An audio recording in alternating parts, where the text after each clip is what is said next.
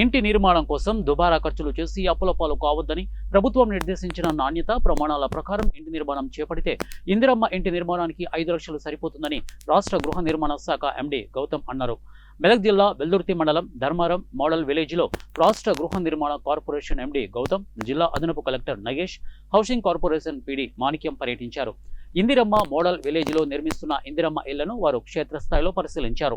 గ్రామంలో సుమారు 86 ఇళ్ల నిర్మాణానికి అనుమతులు రాగా మొత్తం 116 ఇంటి నిర్మాణాలను జాగ్రత్తగా చేపట్టాలని గ్రామస్తులకు సూచించారు.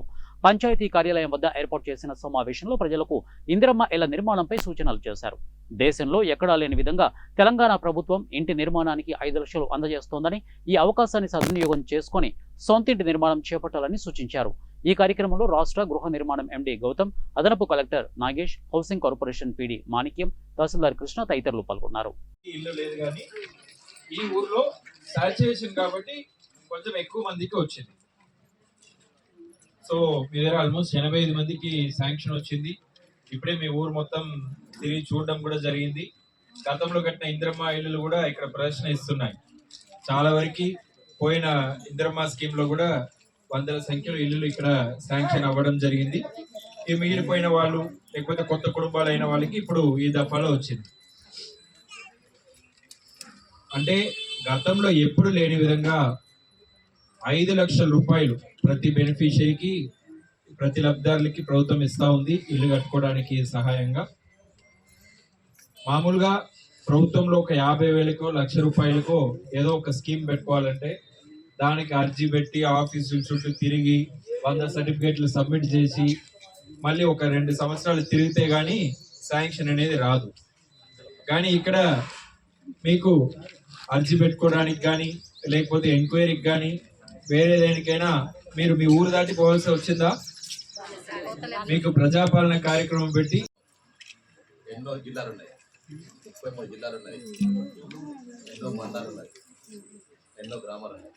అయినా కానీ కూడా గౌరవనీయులు పెద్దలు మరి విశేష అనుభవం కలిగిన గౌతమ్ సార్ ఐఏఎస్ గారు, ఎండీ గారు, ఖమ్మం జిల్లా కలెక్టర్ గారు ఎంతో అనుభవించిన వాళ్ళు మరి మనకు రాష్ట్ర అధికారి ఈరోజు మన గ్రామానికి వచ్చారు. మొత్తం కూడా చూడడం జరిగింది. ఏదైతే ఇప్పుడు పీడీ హౌసింగ్ గారు చెప్పారో దాని ప్రకారం మనం నిర్మించుకున్నట్లయితే ఎటువంటి అప్రమాదాలు కాలేదు. గత 10 ఏళ్ల క్రితము గృహ నిర్మాణ శాఖ అనేది, అంతకుముందు గృహ నిర్మాణ శాఖలో ఏఈలు, డిఈలు, ఈఈలు, అదిగా వర్క్ ఇన్స్పెక్టర్స్ పెద్ద శాఖ ఉండేది.